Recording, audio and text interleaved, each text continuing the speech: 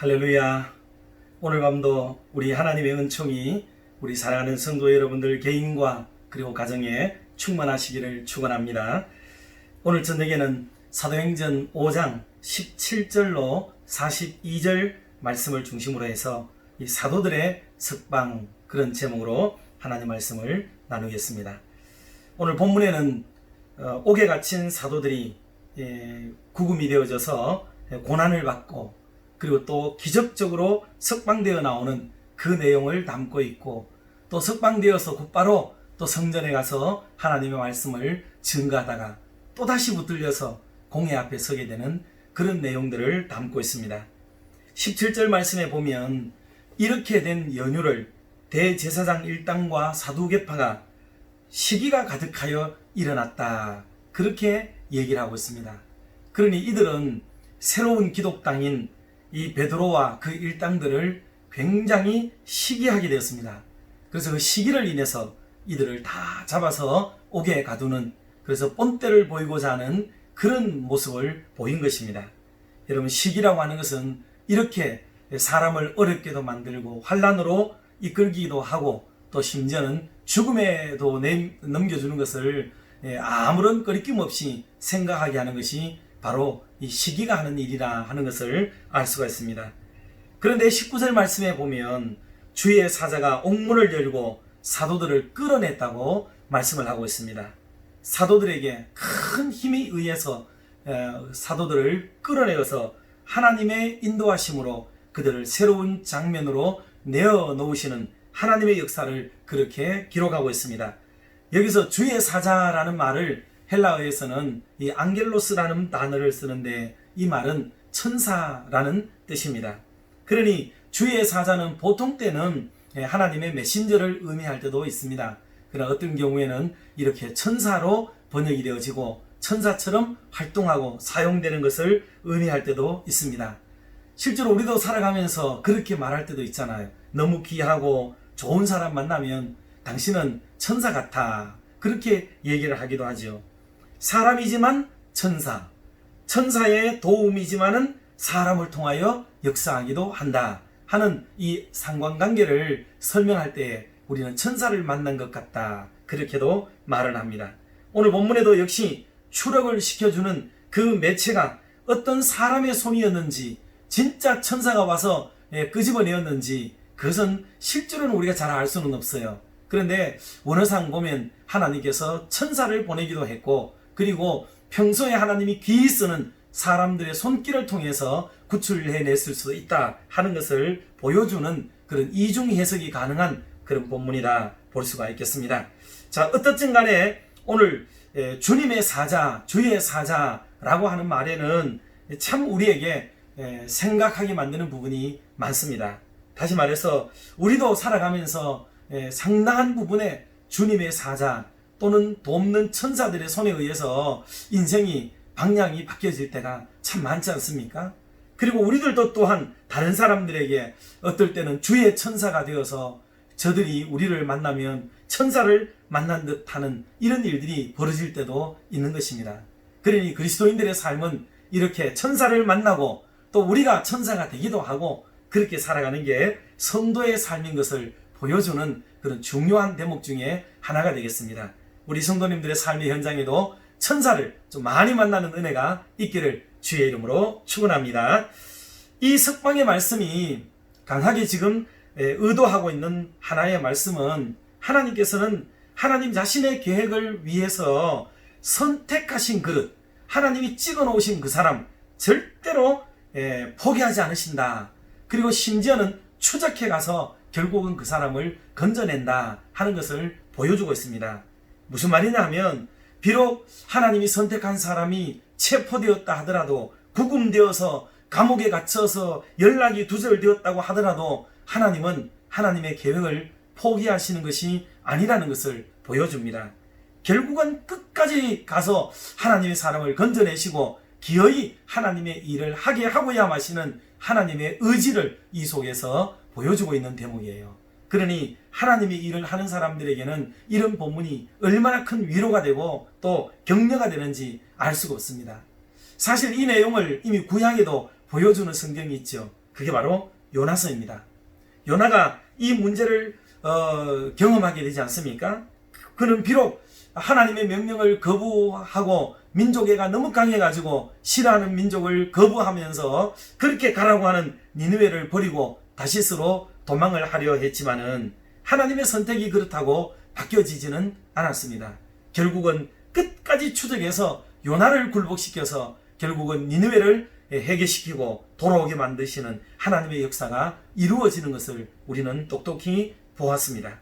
하나님의 사랑은 이렇게 도망치는 요나를 따라가서 회개시켜서라도 하나님의 일을 기어이 이루시고야 만다 하는 것을 보여주셨는데, 이거는 사역자들이 위험에 처하거나 어려움에 처할 때도 이렇게 도우시기도 한다는 것을 보여주는 중요한 대목이 됩니다. 그러니 오늘도 하나님의 일을 감당하고 있는 저와 여러분들이 용기 잃지 말고 끝까지 희망 속에 하나님의 그 도우심의 손길을 기대하면서 우리의 사역, 하나님을 기쁘시게 하는 이 사역을 잘 감당할 수 있기를 주님의 이름으로 축복합니다. 그래서 하나님은 택함받은 그 그릇들이 결국에는 그 기능을 제대로 발휘하도록 하시는 놀라운 역사를 보여주셨어요. 그 때가 이루어질 때까지 하나님도 오래 참으시고 훈련도 하시고 오늘 본문처럼 심지어 감옥에까지 동행하셔서 다시 그릇의 그릇의 구실을 제대로 할 수 있도록 끝까지 추적하시는 그 하나님의 모습을 보여주고 있습니다. 아마도 시편 139편에 나오는 말씀처럼 우리가 바다 끝에 가서 할지라도 또 하늘 끝까지 갈지라도 어느 곳에 갈지라도 하나님의 은혜가, 하나님의 사랑이 우리를 추적해 오신다는 말씀처럼 하나님은 결국은 우리를 떠나지 아니하시고 늘 동행하시고 함께 하시는 하나님이신 줄 믿습니다. 그리고 이사야서 9장 6절에서 7절 말씀에는 이 놀라운 일을 이루시는 원인이 뭐냐 하면 하나님의 열심히 일을 이루리라, 그렇게 말씀했습니다. 하나님께도 뜨거운 가슴이 있으신 거죠. 열심히 있습니다. 사람의 모양으로 표현을 했습니다마는 하나님께서도 하나님 자신의 목적을 수행할 그릇들을 추적하는 데 있어서 몹시도 열심히 있는 분이세요. 그러니 하나님이 하나님의 사람들 다칠까 싶어서 눈에 보이는 것이 없이 달려오고 계시고 누가 말릴 수도 없을 정도로 뜨거운 가슴으로 그의 사자들을 지키시고 보호하신다는 것을 우리에게 보여주는 아주 그런 귀한 말씀이기도 합니다. 그러므로 저와 여러분들도 다시 한 번 더 주님의 일을 할 때 지치지 않고 최선을 다해서 감당할 수 있는 믿음의 용기가 격발되기를 주님의 이름으로 축원합니다. 그리고 오늘 본문에는 이 세워졌다, 하나님이 세우셨다 하는 뜻으로 말씀하는 본문이 두 군데나 계속 나오고 있습니다. 20절과 27절 말씀인데, 첫 번째는 그렇게 감옥에서 나온 추록한 사도들을 하나님이 성전에 다시 세우셨다 하는 말씀이 있어요. 성전에 세우셔서 감옥에서 나오자마자 이렇게 또 복음을 증거하는 그런 사람이 되었던 거죠. 또 잡혀갈 텐데 나오자마자 이렇게 또 나가서 성전에 가서 복음을 증거하는 모습을 보였다 하는 말씀을 하셨고, 또 성전 경비대장이 그 모습을 보고 가만히 두겠어요? 또 따라가서 잡아와서는 이번에 또다시 공회 앞에 세우는 장면이 나옵니다. 그래서 말씀을 전하기 위해서 성전에 세워지고 또 공회 앞에 가서 다른 사람들에게 핍박과 환난을 받기 위해서 세워졌다, 이렇게 두 가지 측면에서 세움을 입었다고 성경이 오늘 말씀을 하고 있어요. 그러니 성전에 세우신 이도 하나님이시고 공회 앞에 세우신 이도 하나님이세요. 이게 오늘 우리가 교회를 다니면서 상관관계가 좀 어렵고 이해하기가 어려운 부분이 바로 이겁니다. 모든 게 그저 일치월장 성장하고 또 일사천리로 잘 진행이 되고 모든 것이 그냥 잘만 되면 얼마나 좋겠어요. 그런데 때때로 고난 앞에 세워지고 환난 속에 세워지고 핍박과 긍휼 속에 우리가 세워질 때도 있는 것, 이게 하나님의 사람들의 모습이라는 것을 보여줍니다. 이게 바로 하나님이 다스리시고 하나님이 통치하시는 그 하나님의 절대 주권 영역에 있는 것들이에요, 이게. 그러니 오늘 저와 여러분들은 주님의 일을 하다가 우리 시대에 아직까지는 뭐 그런 일이 좀 없긴 합니다만은 그래도 가끔씩 그런 일이 있죠. 주님의 일을 하고 또 무슨 일 하다가 보면은 감옥에도 들어가고 핍박도 당하고 욕도 먹고 벌금도 내고 뭐 이런 일들이 우리 시대에도 좀 일어날 수가 있습니다. 그럴 때 여기 세워지든지 저기 세워지든지 이 모든 일을 하는 일은 하나님이 하시고, 이 사람을 사용하는 것도 하나님이 사용하고 저 사람을 사용하는 것도 하나님이 사용하신다 하는 하나님의 섭리를 우리가 배우게 됩니다. 그러니 우리가 생각하는 바대로 하나님을 섬기는 사람은 모든 게 형통해야 되고 잘 돼야 되고 문제가 없어야 되고 그렇게 해야 된다는 생각은 하나님의 생각이 아니고 그건 우리 생각일 뿐이다 하는 거죠. 우리의 바람이에요. 우리의 바람을 신앙이라고 생각하면 그 오산이 되는 겁니다. 우리가 생각하는 것 말고 하나님이 어떻게 엮어가시고 이끌어가시는가를 잘 알고 그것을 수용하고 이해가 좀 되지 않을지라도 받아들일 줄 아는 이런 수용적인 믿음을 배워나가는 것이 하나님 앞에 좋은 믿음이라고 볼 수가 있습니다. 사도들은 이 상황이 이게 역전되어지는 상황, 극적으로 반전되어지는 상황을 결코 불만스럽게 여기지 않습니다. 하나님이 옥에 가두실 때는 그냥 옥에 가두시는 거예요. 하나님이 내보내시는 것은 또 내보내시는 겁니다. 하나님이 성전에 세우시면 또 가서 복음을 전하고, 성전에서 말씀 전하다가 붙잡혀가면 또다시 붙잡혀가고, 오늘 지금 3번이나 붙잡혀 간다고 이게 3번이나 붙잡혀가고 4번째 붙잡혀서 공의 앞에 지금 세워지게 되는 장면이 오늘 본문의 내용입니다. 그러니 이런 일 저런 일 어떤 일을 당해도 하나님의 사람들은 그것 때문에 실망하거나 자기 기준으로 이것을 해석하지 않고 하나님의 일하심으로 알고 수납하고 받아들이는 바로 이것이 참된 믿음이라는 것을 우리가 잘 이해를 해야 되겠습니다. 기복적인 믿음을 가지고 있거나 샤머니즘적인 믿음을 가지고 있으면 어떻게 해석을 해야 돼요?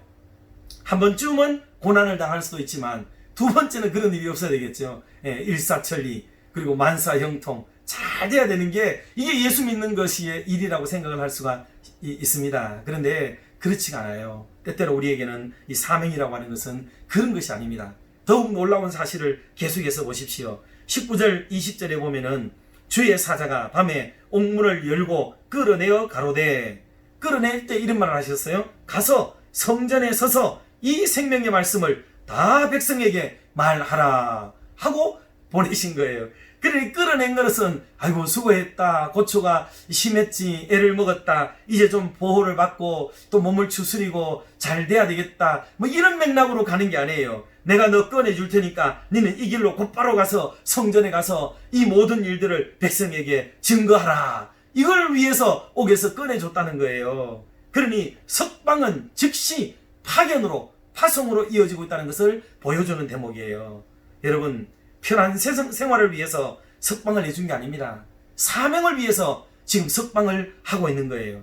그러나 우리는 성경에 나오는 모든 석방이나 풀려나는 걸 보면 어때요? 그냥 그 자체로 즐겁고 좋은 거죠. 그냥 할렐루야 그러고 하나님이 꺼내주셨습니다 막 이렇게 얘기하잖아요. 그런데 그게 아닙니다. 바로 석방은 파송으로 이어지고 있다는 사실을 명심을 해야만 되겠습니다. 이게 그리스도인들이 바라보아야 되는 바로 중대한 성경학적 의미라고 볼 수가 있고 구속사적 해석이라고 볼 수가 있는 겁니다. 그러나 기복적인 사람들은 하나님이 역사에서 풀어내 주셨습니다, 할렐루야 막 이러고만 있겠지요. 그런데 그게 아니라는 겁니다.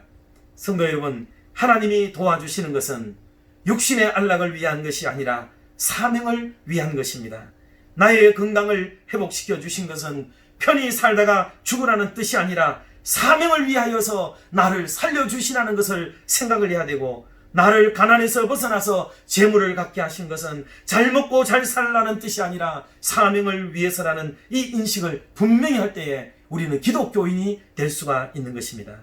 이 은혜와 섭리를 깨닫지 못하고 하나님의 목적을 무시하고 자기 욕심대로 따르게 되면 하나님의 진노를 사게 된다는 사실을 우리는 결코 잊지 말아야 됩니다. 이 경고를 미리 보여준 것이 5장 초도에서 보여준 아나니아와 삽비라의 사건이 바로 그것이었습니다.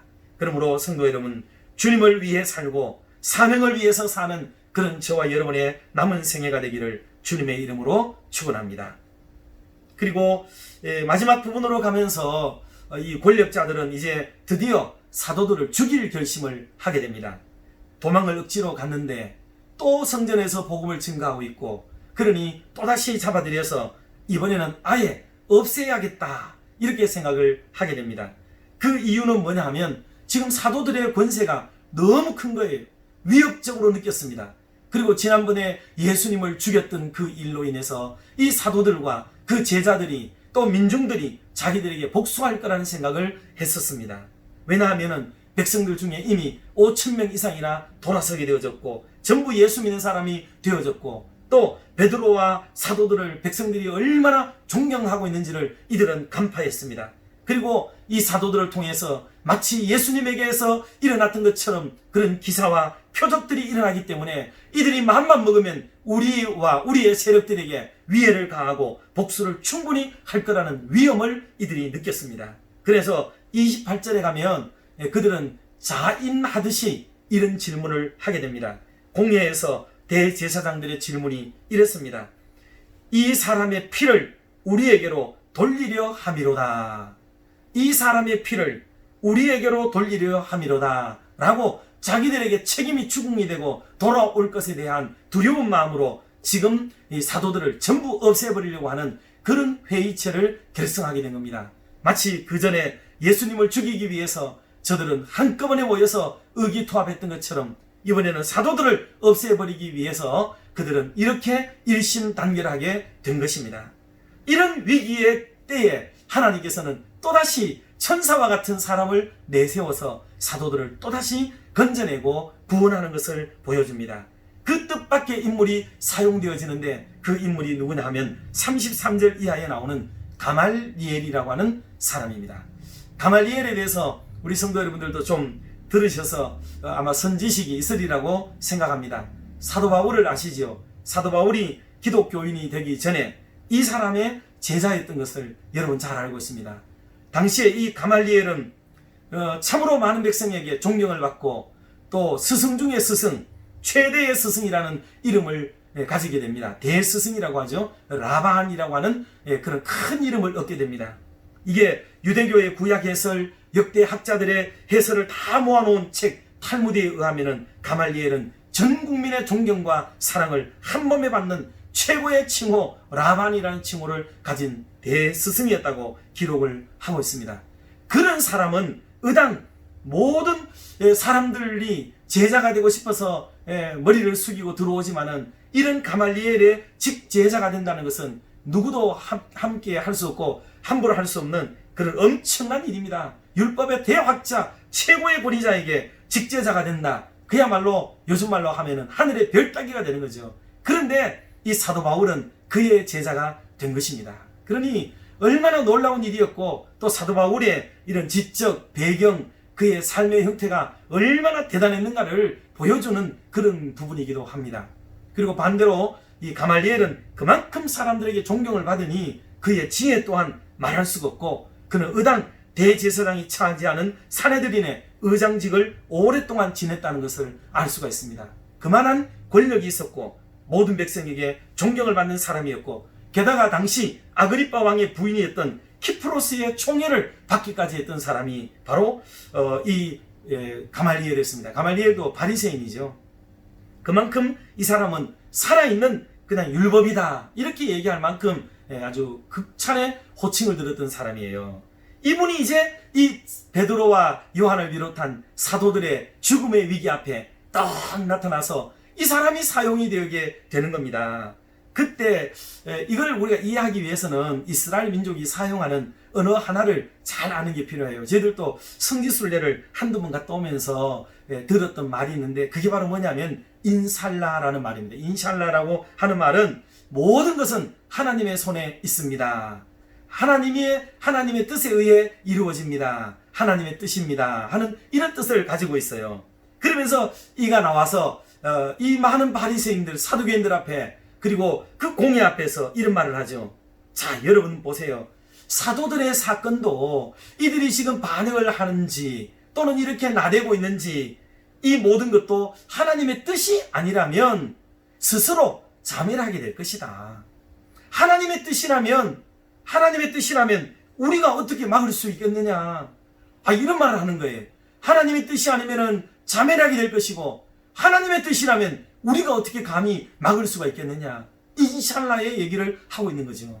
이 엄청난 말 한마디가 공회를 잠재우게 되었고 모든 사람의 삐죽거리는 입술이 들어가게 되고 그렇게 속으로 사람을 시기함으로 인해서 없애버리겠다고, 두려움 때문에 죽여버리겠다고 마음먹었던 사람들의 모든 생각이 잠재되어져 버리는 그런 놀라운 결과를 가져오게 된 것입니다. 하나님이 지난번에는 옥에서 구출할 때 천사를 통해서 구출하시더니 이번에는 가말리엘 같은 천사 같은 사람을 등장시키셔서 이 사도들을 죽음에서부터 건져내시는 이런 놀라운 역사를 지금 보여주고 계시는 것입니다.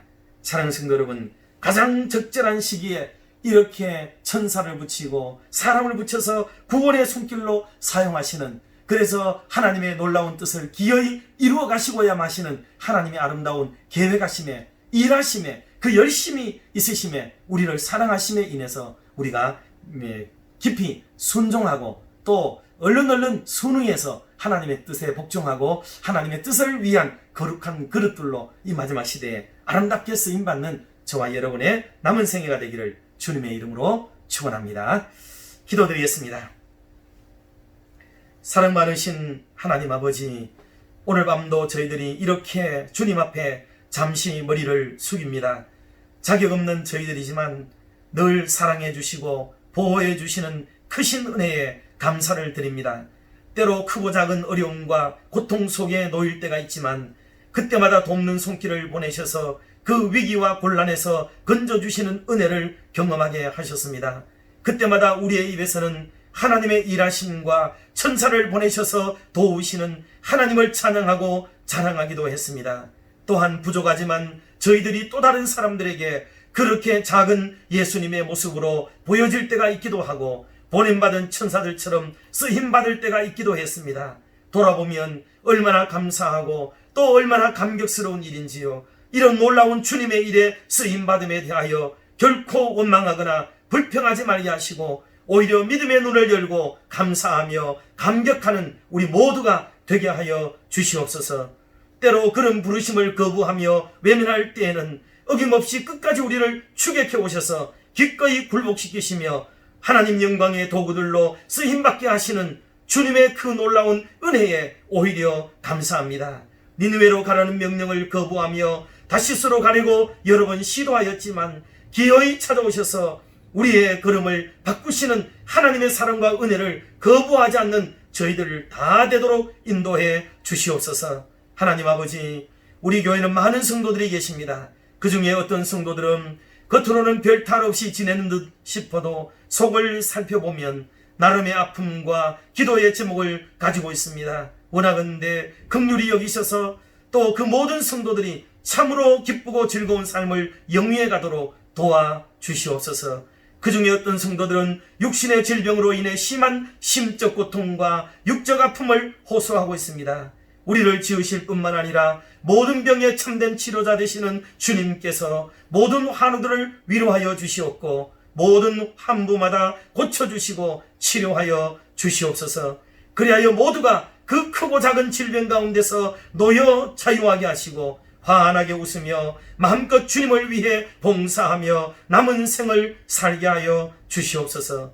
어떤 성도들은 결혼하여 가정을 이루거나 직장과 학업을 위해 타지로 혹 타국으로 가서 생활하기도 합니다. 또 어떤 청년들은 나라의 부름을 받아 국방의 의무를 다하기 위해 군복무를 하기도 합니다. 모두를 주님의 은혜로 붙잡아 주셔서 이 험한 세상에서 승리하며 살도록 인도해 주시옵소서.